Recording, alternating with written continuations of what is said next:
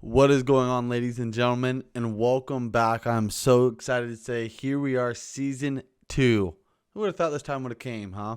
I really appreciate you guys' patience. I know I took this long extended break with minimal communication on my part, so I do apologize for that, but I think this season is going to have everything you have been waiting for. So again, I can't thank you guys enough for always tuning in to the Tflip show. As far as the schedule goes, I'm going to let you know right now as far as the breakdown for the season is.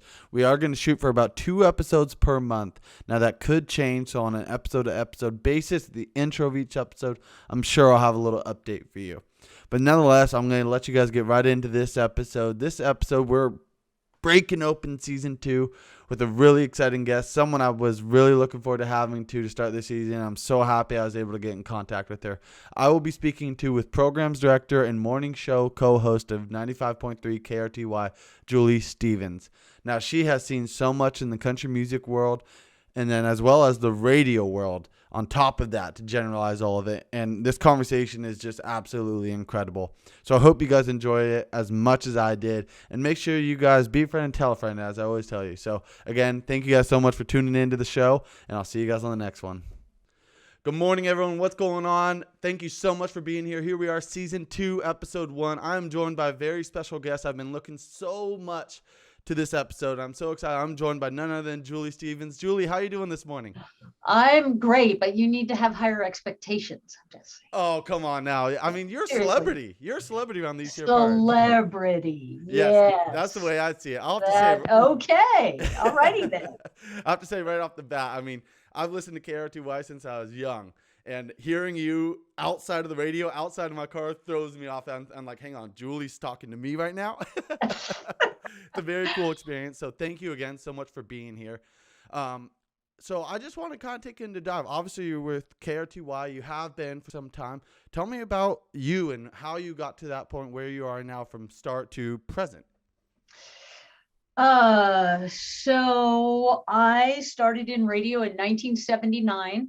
You were not, your dad was a child back then.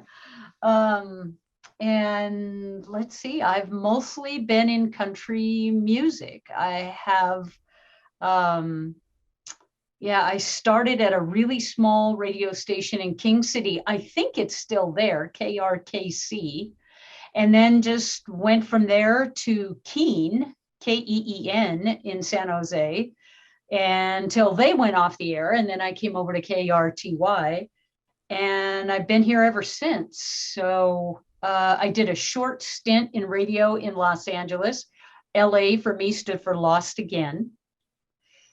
So I never ever wanted to go back. And so in 2016, I moved to Idaho Falls, Idaho to take care of my aging parents. My father has since died. And I take care of my mother, and I'm on the radio currently with Gary, but as everyone knows, that's fixing to go away.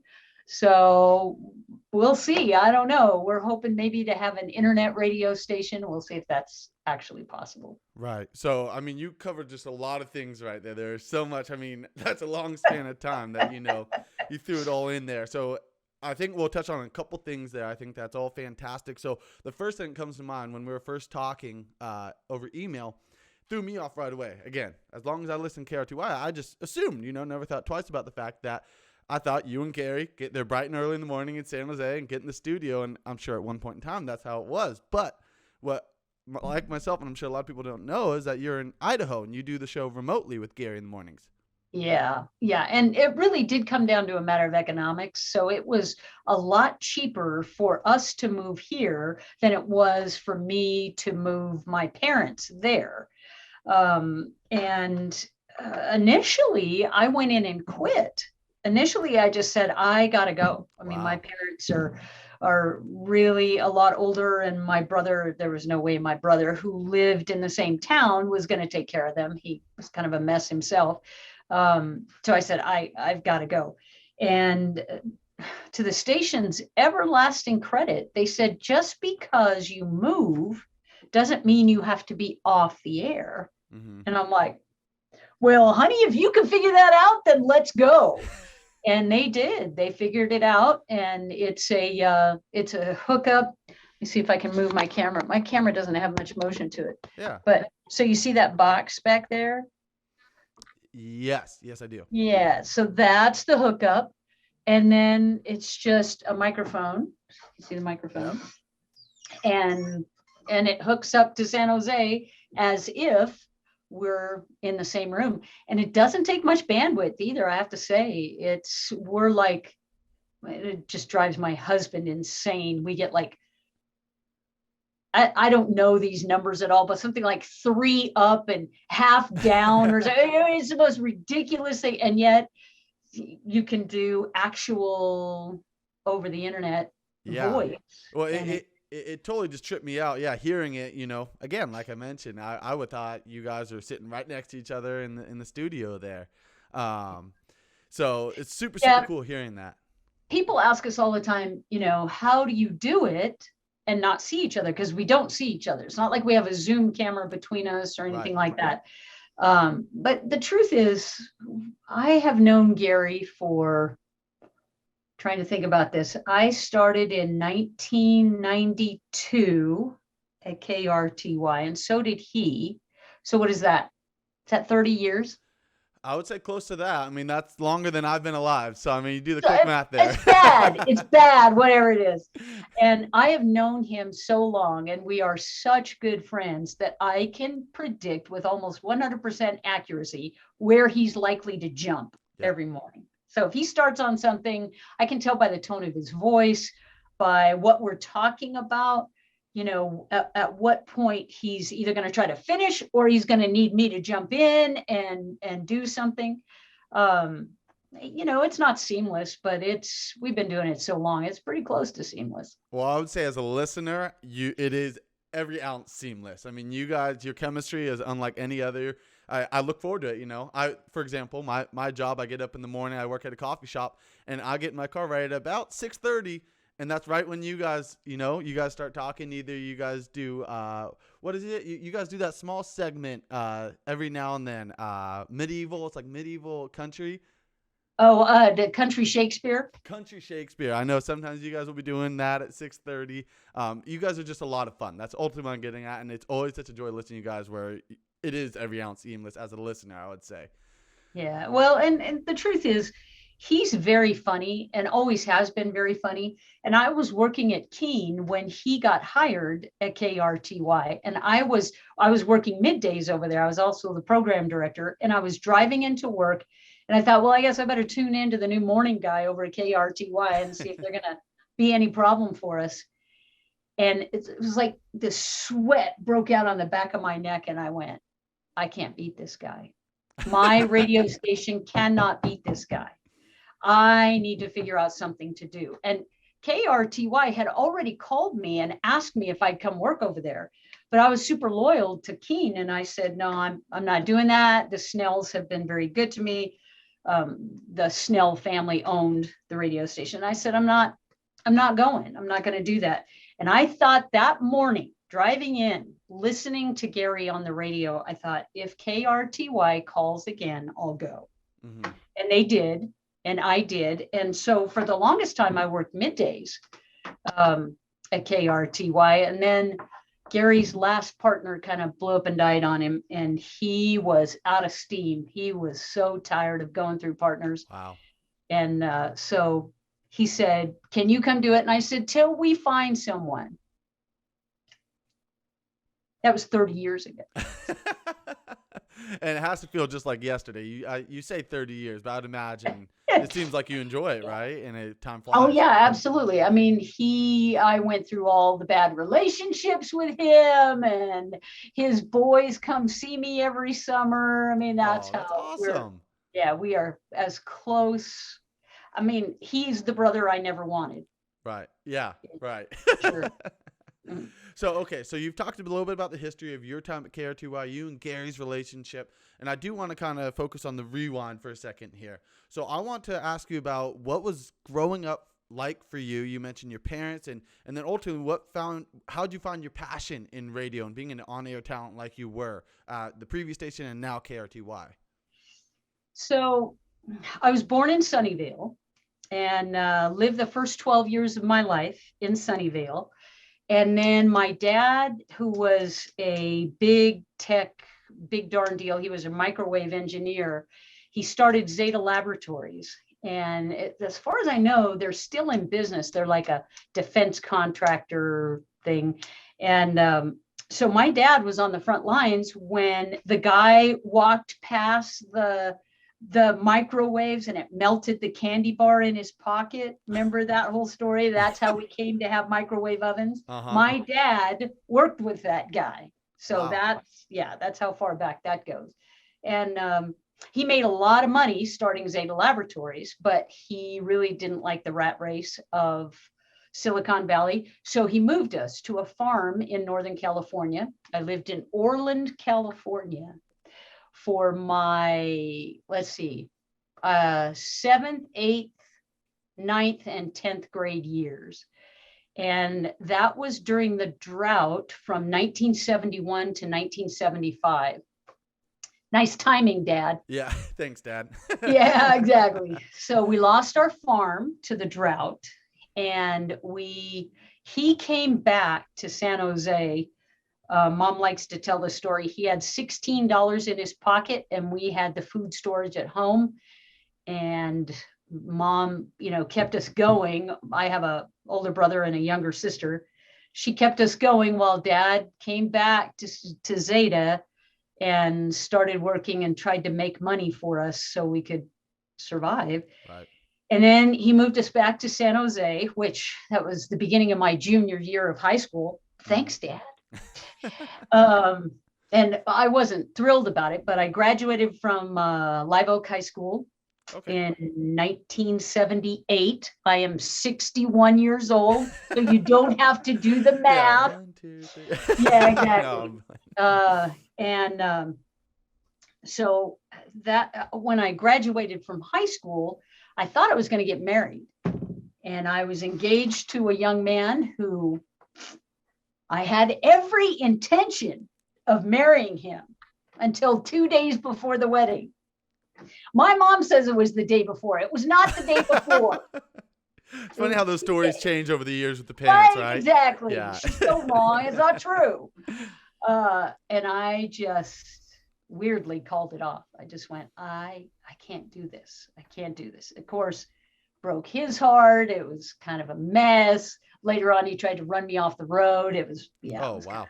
It was awful. But so I didn't get married and I was exhausted. High school had been a very stressful time for me.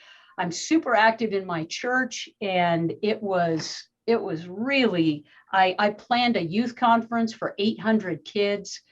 And at 17, 18 years old, that's a lot. And so I was like, I just need a nap. I just want someone to let me have a nap.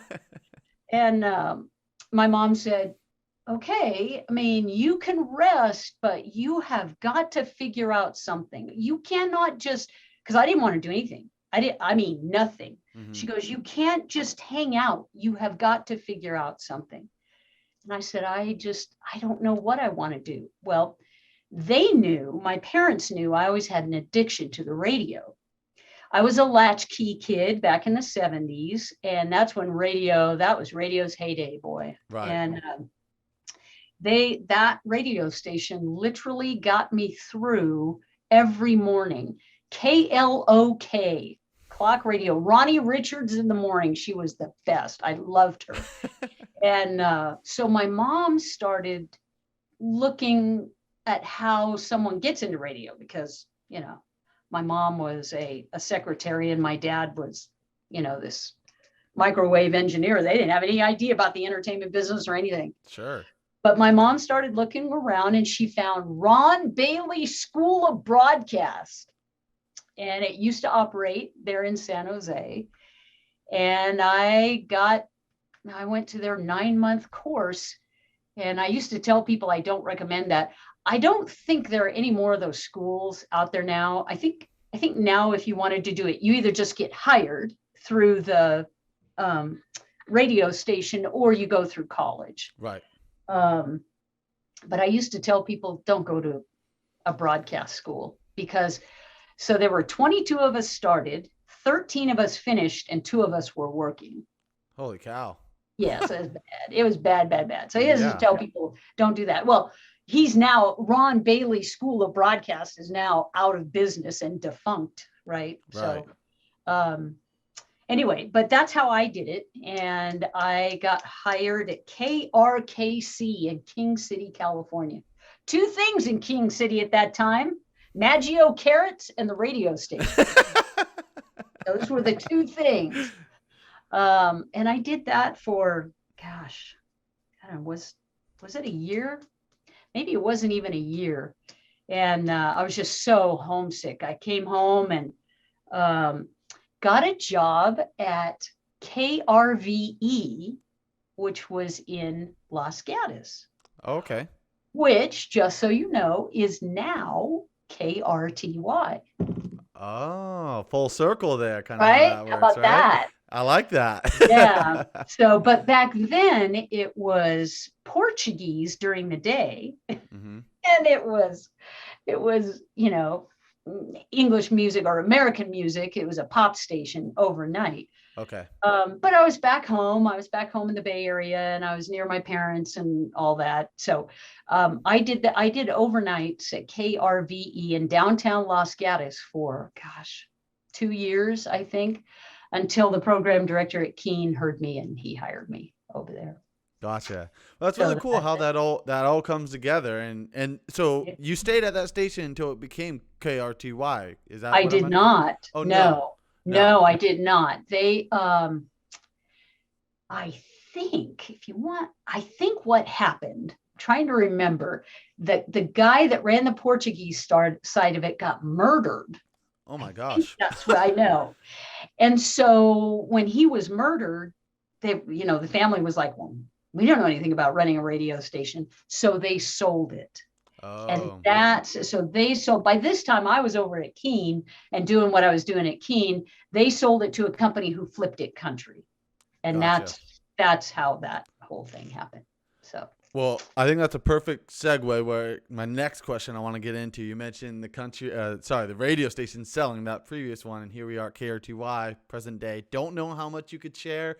I know as far as like the community goes, as listeners, all we really know, it seems, maybe I haven't educated enough, is that KRTY has gotten sold, the spot on the FM radio, and you guys will be, like you mentioned, just an online station for the time being, it seems. right. I think that's where we're headed right now. We're investigating a couple of things, but what we don't want to do is lose the local angle of it. That's, I think, the most important thing for listeners to understand is you are not getting what you deserve. If we're really divided in this country, it's because we don't have any community things anymore. One of the worst things that happened, we found out last week, they shut down the Garlic Festival Yeah. indefinitely. Mm-hmm. I mean, it won't be back probably ever. And that's really sad, because that was a community thing where the entire community could come together. You could have your own charity, you could raise money for your own charity, and we were all there enjoying the festival, enjoying garlic, hating on garlic ice cream just like everybody should, and with all of that stuff going away, it's killing our communities. And so that's how we feel about taking KRTY and putting it on the internet, so that this community radio station continues to bring the community together and give this community things it can interact with. So you like country music, we like country music. We're going to give you an opportunity to go see Garth Brooks at the Rodeo Club. Right. We're going to, those things that corporate radio will not and cannot do for you. So that's what we're hoping to have happen. It makes no sense to me, based on our current ratings, that the radio station that flipped to country wouldn't want to pick us all up and go, you know what, you guys seem to understand how this is done, so come on over here and do this. Right. Except that the guy that's making the decisions for that company is sitting somewhere in Oklahoma. Right. They're not in San Jose. So they have no clue what it's about and why it mattered to the listeners. And so there's that. Yeah, I mean, that's really, I had no idea that side of it, the extent of what's going on. Because, I mean, again, I said over and over again, to be a broken record, I think that's what KRTY did best, as you said yourself, is just bringing the community together. It's always something special, no matter what event, what show, whatever it was. KRTY always did something special, and firsthand experiencing it. You know, I totally agree with every ounce of what you say there, and it's a bummer. But who knows what the future holds, is what you're saying, right? It's kind of Right. Yeah. And, maybe radio is a thing of the past. Maybe it is. Maybe what you're doing, and, Gary's got his own podcast too. Maybe that really is the future. And that's where we need to look. And so that's what we're trying to do. It'll probably be an app that you can download, and you can hit the app on your phone anytime, and there the radio station will be. And we'll have the same features that we've had in the past: shows at the Rodeo Club, shows at Clos Lachance, special concerts from people who feel like they owe us a favor. Because the truth is, when you're locally owned and operated like that, you can do a lot of things for country stars that you can't do.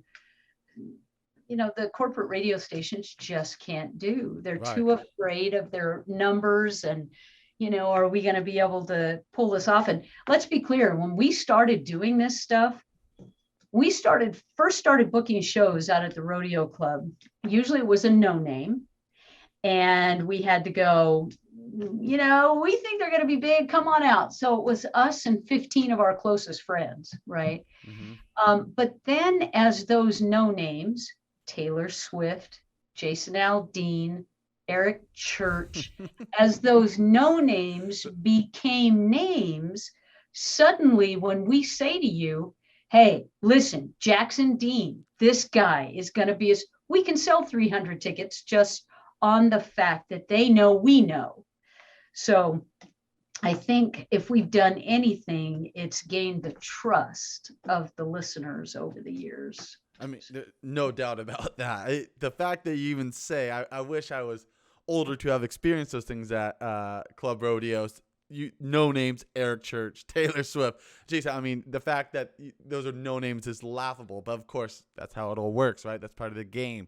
And I could say, I discovered Cody Johnson not too long ago, several years ago, when he was still smaller. He was big in Texas, but here in California on the West Coast, not so much. When you guys brought on Club Rodeo, I'm like, oh my gosh, I have to be there.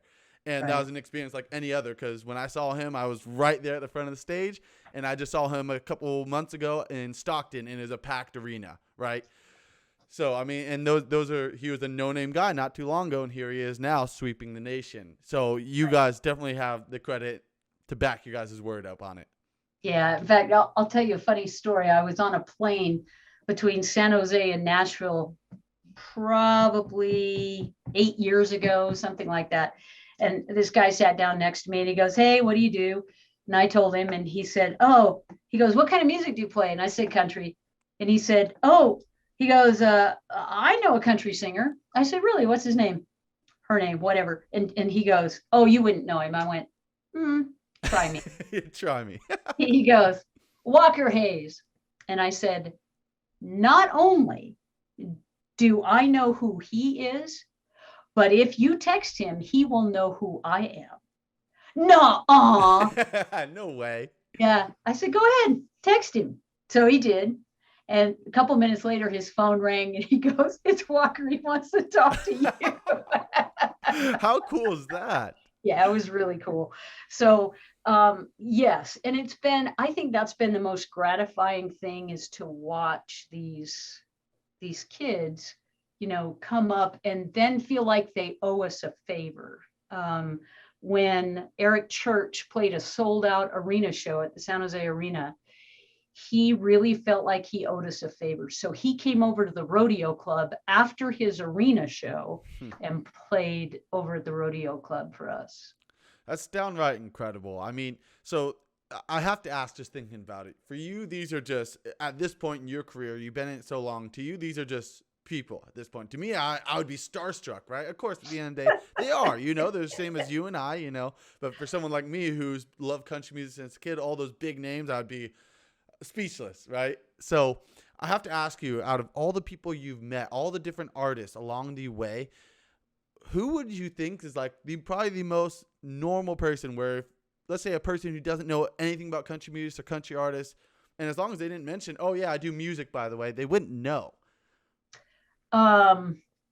It is easier for me to tell you who is kind of awful. It's easier for me to tell you those than it is for me to tell you who's just normal and a really great person, because almost all of them are. I believe just normal and really great people. I mean, really great people. But the one that probably I would have to say is, he just blows you away with his humility and his kindness, is Garth. I mean, hands down. And the only reason I say that is because he has more, sorry, my phone was ringing. It's okay. He has more cachet, right? I mean, Garth Brooks is going to sell out whatever arena. If I got on the air right now, this minute, and said, hey, tonight at San Jose Arena, Garth Brooks is going to be there, I could sell it out in a half hour, right? I mean, game over. You will not meet a kinder, sweeter man than Garth Brooks. You just won't. And I've had people say to me, oh, it's an act. And I go, I don't care. It's a really good one. It's a good act. I don't care. He really does. He is exactly who you hope he will be. Exactly. And I think fans across the nation or world of Garth Brooks, because, I mean, he's that big. He's that guy, right? That's everything you would hope to hear, like you say. I mean, that makes the listeners, the fans, so happy. And you're someone who deals with them firsthand, just so you know, right. As you just did not too long ago at Club Rodeo, which I was very, very disappointed I couldn't go to. But nonetheless, that's incredible that he does that with you guys and creates that special bond with the station like you guys. Yeah, and I'll tell you how that came about.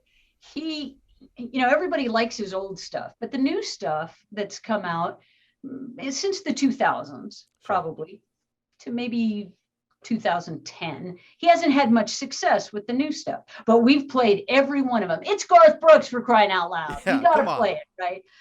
And so we played it and gave it a fair shot. And when he was doing the dive bar shows, he played all around us, right? He played Salt Lake City, he played Seattle. And so Nate sent his record company, not even him, but his record company, a note that said, it's a crying shame that the radio station that's played every single one of his singles doesn't get a dive bar show. Mm-hmm. How do we explain that? Right. Next thing he knew, his phone was ringing. Hey, Nate, it's Garth Brooks. I just called to tell you you're right. I should have done that. And I will do that. I promise. So we had it all set up for, I believe it was it March of 2020? Mm-hmm. Little did we know. Right? Mm-hmm. And he didn't forget. He hung in there. That upended the entire entertainment industry, right? Yeah. Oh my gosh. Didn't matter. Garth Brooks did not forget that promise. And he came out and ultimately played for us in December of 2021. So I would have to say, of all of them, he is exactly who you hope he'd be. He has never changed from that. I love Taylor Swift, and you'll never hear me say anything bad about her. In fact, I've got a really good Taylor Swift story. But she's kind of gotten an edge to her over the years, right? Mm-hmm. She's really, there's an edge that. What do you mean by edge? She's just gotten angry. Her song, I Wish I Were a Man. Okay, I'm sorry, but you are the most popular music artist of all time. No one is more popular than me. You, and suddenly if you were a man, somehow your life would be better. Stop. it. Stop it right now.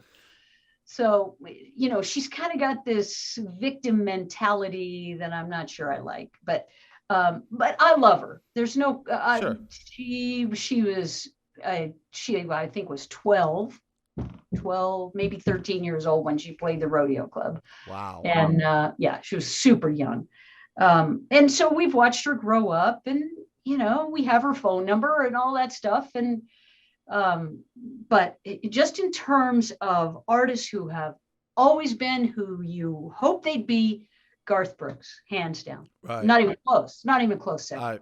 And you know what? I would have guessed that answer anyways, and I would hope that he's everything that anyone would ever want who's a fan of the country music in that world, in that realm. So you mentioned about Taylor Swift. I say her first name just on a first name basis. That's easier for you, not me. But so Taylor Swift, you mentioned she was 12, 15 years old, you said, when she came to Club Rodeo. Something, she was really young. I don't remember. Yeah, I was super young. Right. So on that note, I want to ask you about the handful of artists that you've seen that have grown right in front of your eyes, maybe even some present day right now who are under the radar, and you say, hey, like you said, your credit, your word, you've grown this credibility. Who should we be looking out for? Who are some people in the past that you were just astounded by? Or maybe at past tense that you thought, maybe they won't amount to anything, and then proved you wrong? So currently, who should you be watching currently? Sure. Let's start there. Sorry, I asked questions in one. Right. So KRTY Johnson for sure. He's one. Let me open my my book. Jackson Dean. You are going to hear about that guy. The other one is I think LV Shane has got a possibility. Let's see here. And that's my dog. Dog had to say hi. Yeah. Uh-huh. Yeah. Those are some names. I think Gabby Barrett. I think this is going to be the year of the women, because we've got some real talented women out there right now that we haven't had before, and so that's really exciting. Yeah, I think Priscilla Block's got a chance. The only problem is it's still very much about how you look, and she's really heavy. So I don't know.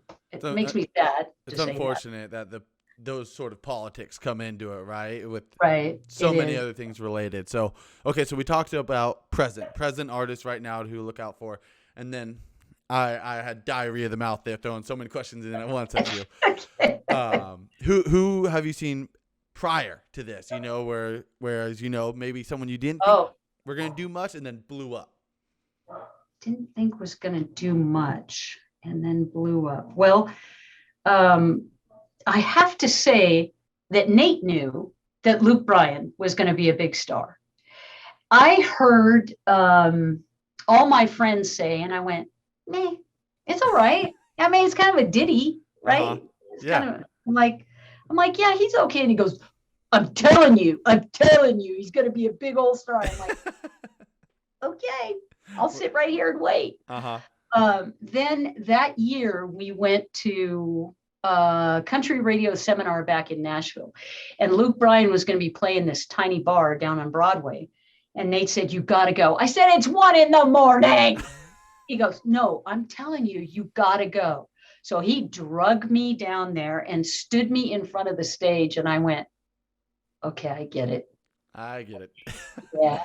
So sometimes you have to see him live in order. And sometimes you see him live and go, uh-oh. So funny to say that. Yeah, I totally think the same thing. It's one or the other sometimes, right?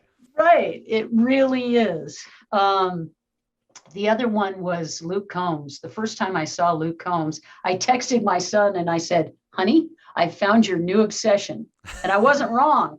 You weren't wrong. Because that guy speaks to young men better than any artist I've ever seen. I mean, we asked him one time why he thought that was. And he goes, look at me. They all think they can be me. He goes, I should have a name tag on my work shirt right here.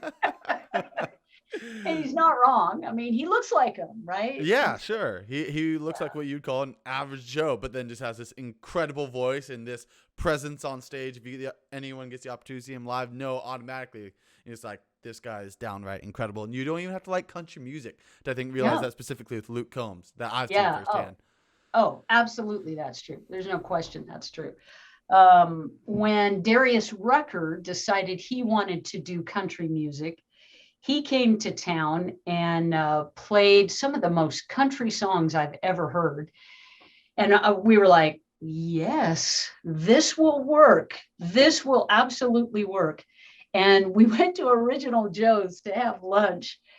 And we were sitting there eating. It was me and Nate and a couple other people and Darius. Darius was sitting back into the booth. So as people walked by, you could look over and see him. And, I mean, he was Hootie from Hootie and the Sure, yeah, Blowfish, right? And right. people were like, oh, wow, Hootie.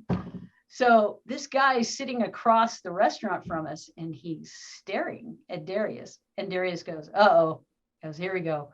He goes, I think this guy's recognized me. And Nate goes, well, it's all right.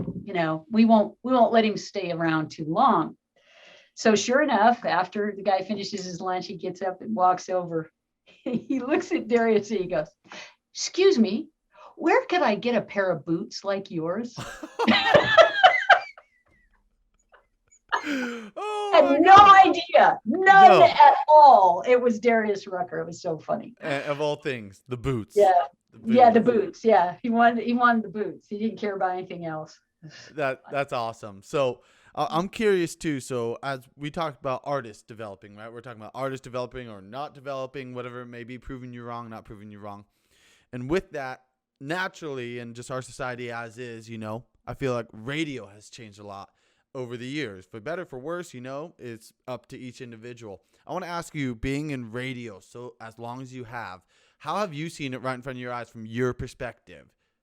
Oh wow, it doesn't even look like the same thing I started in. So I started with records. Do you know what those are? I do. And actually, funny enough, they're making a trend back. My youngest sister just got her own record player because now that's a trendy, cool thing to do, right? Yeah, that's true. That's interesting. Yeah, so I played records when I first started. Then we moved from there to things called carts. Have you ever seen an 8-track tape?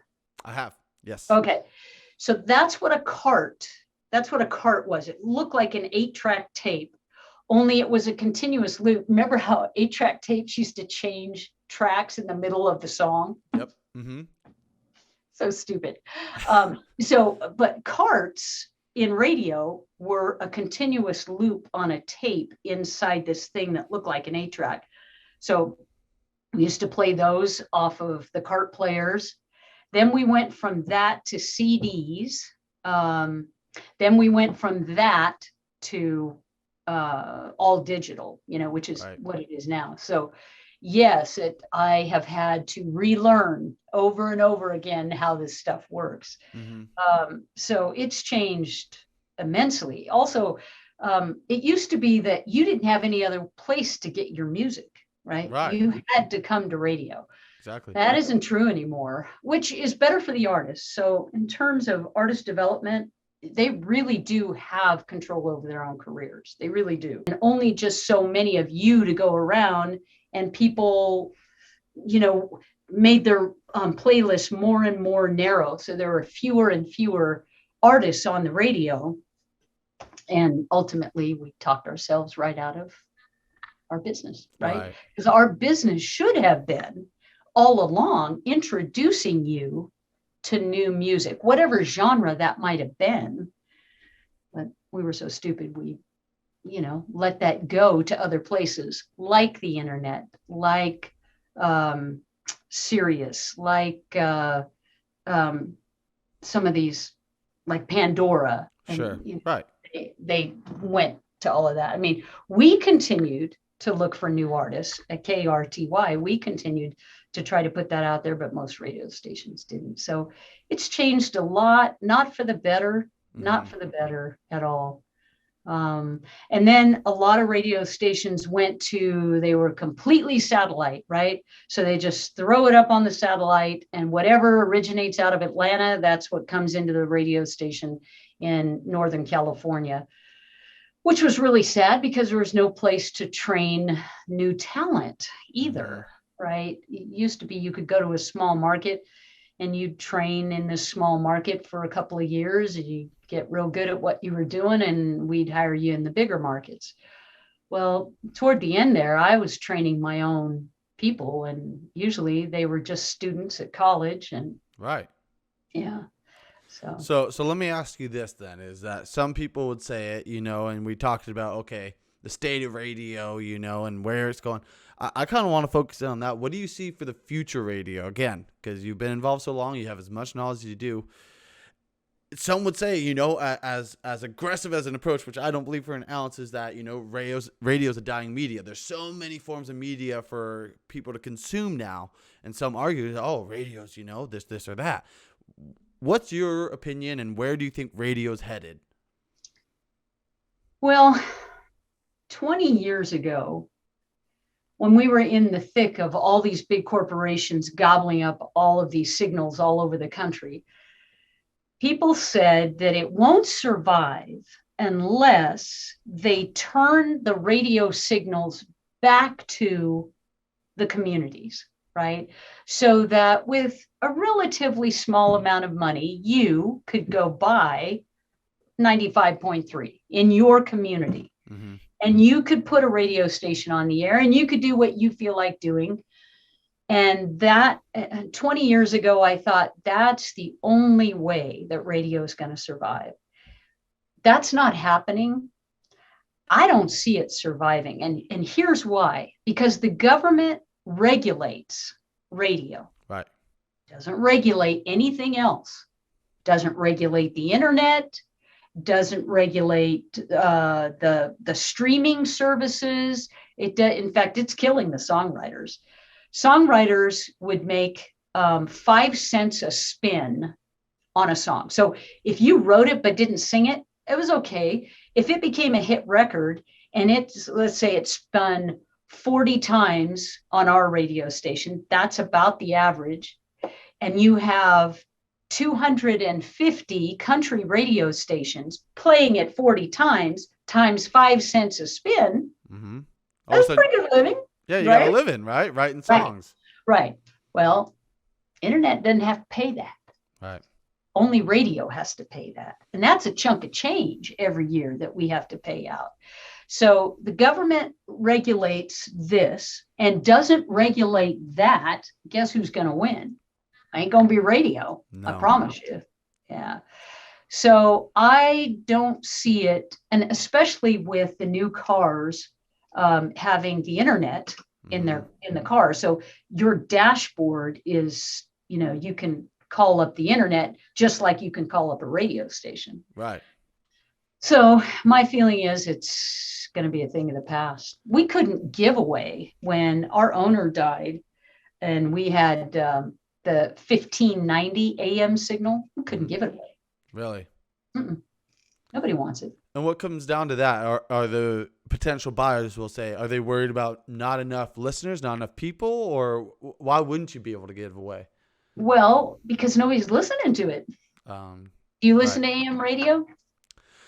Only way I do is KNBR, and I would say that's the only station I know, right? Is that because the 49ers are on there? 49ers sports, yeah. I listen to sports news, and that's about it, right? And that's only when I choose to. I'm like, oh, I want to hear about this, or oh, I want to listen to this game. But then again, that's it. I can't tell you the last time I turned them on. Right, exactly. So no reason, right? No reason to have that on there. So I don't see good things happening for radio. Now, if you've got a locally owned radio station, even if it's in Podunk, Nevada, and you are talking about the Nevada State Fair, and don't forget, Mrs. So-and-so is doing her, cake walk for the kids this Saturday. If you're doing that kind of stuff, you have a chance. If you're not, there's no chance. There's no chance. I mean, why would people tune into that? Why would Right. they? Sure. Yeah. And it's truly a shame. Beyond the music, beyond the artist, is I think of people just like you and Gary and Indiana Al, just so many guys at KRTY that make beyond the music so enjoyable as a consumer and as a listener. It's truly a shame hearing that, and I hope that changes. I don't know how or where it changed going off what you said, but it's a shame hearing that. Well, unless you can move it to the internet. Right. If you can Exactly. move it to the internet, then yeah. So you would have bookmarked in your car, Hmm. the different places that you visit, and you just call up that bookmark in your car. And who knows? Maybe that is our future, like you said, right? You guys are you mentioned at the very start of this, an app, right? Something like that. And all these Yes, cars have the internet, like you said. I mean, I think some Teslas, I've been joking calling them iPads. They got little iPads in there, right? So right. you just press the button on that touchscreen, and they got the internet at a touch of their finger. So And you can listen to it all the way across the country. If exactly. you're driving from California to New York, you get it all the way across the country. Yeah, as long as you got that internet connection, you can listen the whole way. It's not limited to just the Bay Area. Right. So Exactly. it'll be interesting to see what happens. I don't know, but I can retire.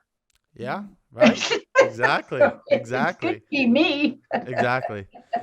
So as we wrap things up here, Julie, I'm really curious. I would say the last piece is I'm just curious as to the people who are interested in the radio world and want to weigh in, despite everything you've said here, right? But they want to find that in of being an on-air talent.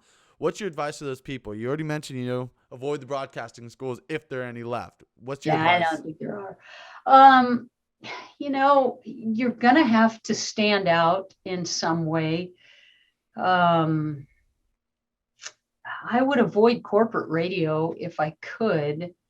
I had a conversation with a kid that lives here in my town. He found out I was broadcasting from here in Idaho Yeah. to San Jose. And San Jose is a lot bigger market than Idaho Falls. And he said, "Oh, can we have lunch and we could talk about it?" I'm like, "Sure."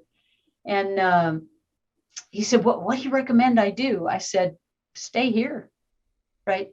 Because this radio station is actually focused on Idaho Falls, and they actually talk about things in Idaho Falls.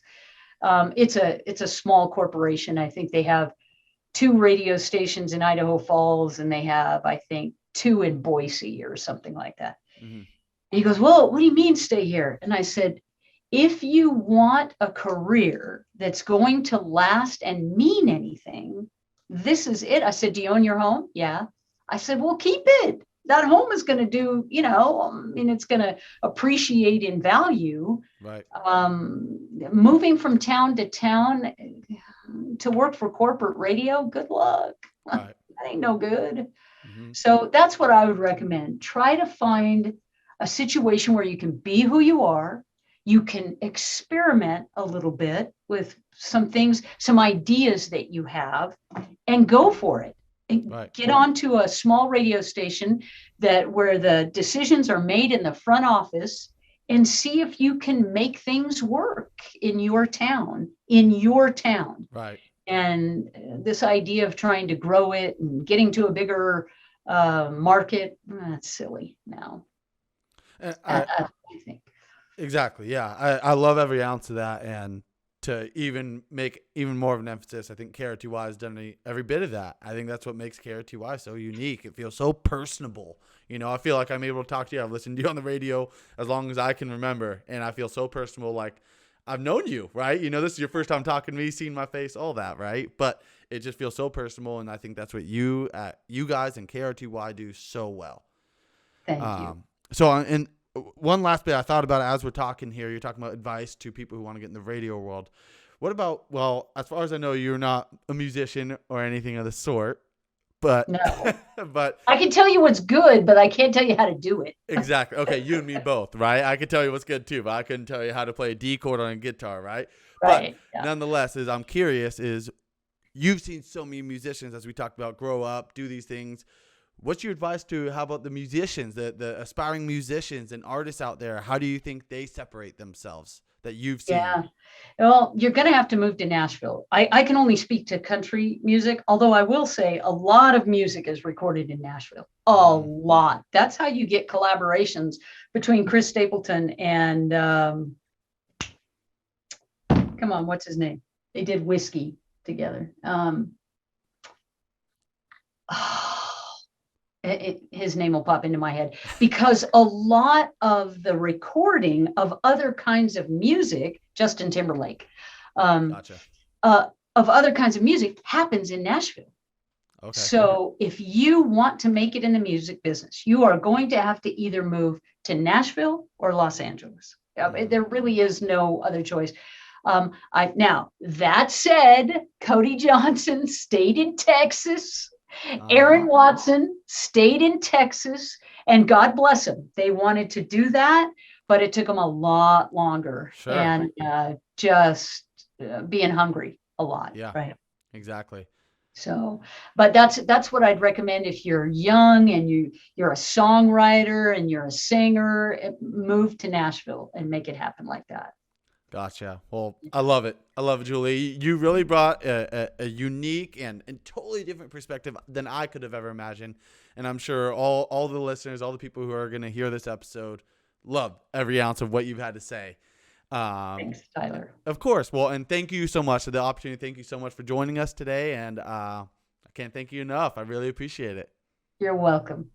Well, folks, that's the show. I really hope you guys enjoyed that. If you guys made it to this point, I can't thank you enough.